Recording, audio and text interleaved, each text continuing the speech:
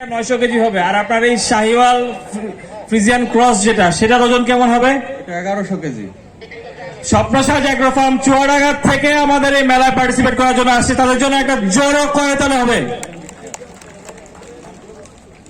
আপনার ভাই এটা 900 950 কেজি। আর কোরবানি, যদি কেউ কোরবানির জন্য কোনো ক্রেতা যদি কিনতে চায়, আপনাদের সাথে কিভাবে যোগাযোগ করবেন?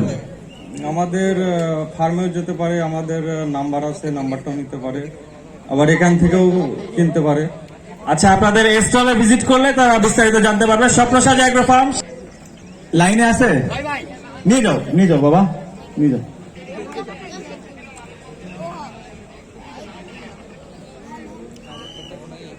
নাহার ডেইরি আসতেছে। আপনারা জানেন যে বাংলাদেশের গাভীর সেক্টরে অনেক বড় একটা খামার, যেটা চিটাগাঙে অবস্থিত, এবং নাহার ডেইরির মালিকের যে ছেলে, উনি শুধুমাত্র এই মেলার জন্যই লন্ডন থেকে আসছে।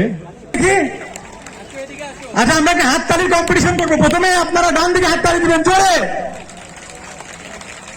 এবার ডান দিকে হাততালি দিবেন জোরে। ডান দিকে জিতে গেছে ভাই, এরপর এবার আপনাদের চান্স আবার। আচ্ছা, যারা দুই পাশে বসে নেই তারা সবাই হাততালি দেন দেখি। এনারা বেসিক্যালি এবং ফ্যাটেনিং এর জন্য প্রায় 500 থেকে 700 গরু আমরা প্রতি বছর রেডি করে থাকি। আমরা এখানে স্যাম্পল হিসেবে দুইটা গরু নিয়ে এসেছি। একটা হচ্ছে হলস্টেন ফ্রিজিয়ানের ব্রিড। আমরা সাধারণত হলস্টেন ফ্রিজিয়ান প্রায় আমাদের ফার্মে 100% পর্যন্ত আমরা ব্রিড আপগ্রেড করতে পারছি কিছু কিছু জায়গায়, কিছু কিছু গরুতে।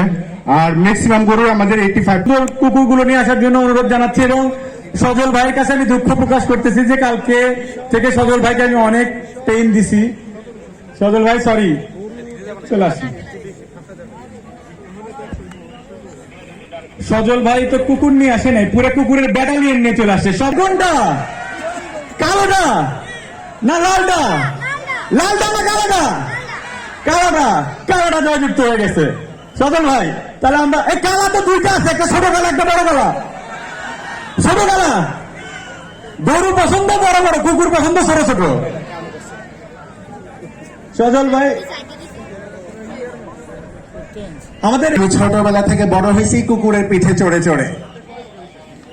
আমার যখন মনে আছে 4 বছর বয়স থেকে মনে আছে আমি জার্মান শেপার্ডের পিঠে করে বাসায় ঘুরে বেড়াইতাম। আর এখন আমার 35 years, so it's been 29 years আমি কুকুর পালতেছি নিজে থেকে আর কি। আর ফ্যামিলিতে এর আগে থেকেই ছিল। জি, এটা তো আগে গার্ড ডগ হিসাবে বাসায় ইউজ করা হতো, তারপর ওরা ফ্যামিলি ডগ হয়ে গেল, তারপর শখ আসলো, শখ থেকে প্যাশন থেকে প্রফেশনালি নেওয়া হলো। লাভজনক তো হয় যখন আমাদের কুকুরগুলাকে আমরা নিজেরা ব্রিড করতে পারি, কারণ বাইরে থেকে একটা কুকুর এনে যখন আমরা সেল করি খুব একটা প্রফিট করা পসিবল হয় না, কারণ কস্টিং অনেক বেশি পড়ে যায়। আমাদের নিজের কুকুরগুলাকে যখন আমরা লালন পালন করে বড় করি আর ওইগুলা থেকে ভালো কোয়ালিটির পাপিস পাই, তখনই নিজেদেরকে সাকসেসফুল মনে হয়। আর তার চেয়েও সাকসেসফুল মনে হয় যখন কিনা একটা ভালো লাভিং হোমে ওদেরকে দিতে পারি আর কি। প্রাইসটা আমরা চেষ্টা করি রিজনেবল প্রাইসে দিতে, কারণ সবারই পছন্দ হয় ইন্টারন্যাশনাল ব্রিডে কুকুর পালা। হয়তো স্বাদ থাকে কিন্তু সাধ্য থাকে না। ভাইয়া স্টল নাম্বারটা কত? C6 C7। আপনারা ওখানে যে আরো বিস্তারিত জানতে পারবেন। আর ওনার ফার্মে যেতে হলে আবার আগামী বছর দেখা হবে।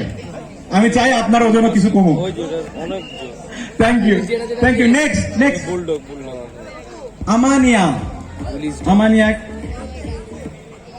আমানিয়া ডেইরি।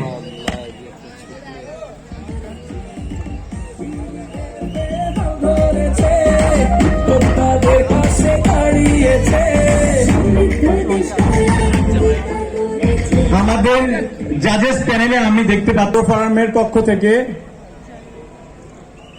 প্রথমে নামটা আমানিয়া হলো কেন, এটা জানতে চাই।